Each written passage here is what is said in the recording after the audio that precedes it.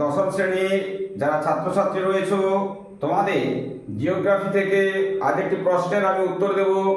প্রশ্নটি হলো মগ্নচড়া কি না। মগ্নচড়া আমরা তাকেই বলবো সমুদ্রের যেখানে উষ্ণ স্রোত ও শীতল স্রোতের মিলনস্থল রয়েছে ওই জায়গায় যখন হিমশৈল গিয়ে পৌঁছায় তখন ওই হিমশৈলে থাকা নুড়ি কাকর বালি পলি সেগুলো কি করে, হিমশৈলটি যখন উষ্ণ স্রোতের সঙ্গে ধাক্কা খায় তখন কি হয়, ওই উষ্ণ স্রোতের উষ্ণ জলের জন্য হিমশৈলটি গলে যায়।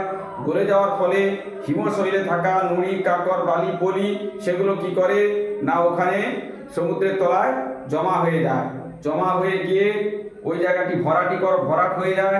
ফলে ওই ওই অংশটা কি হয়, উঁচু হয়ে যায়। ওই উঁচু অংশটিকে আমরা কি বলবো, মগ্ন চড়া বলবো।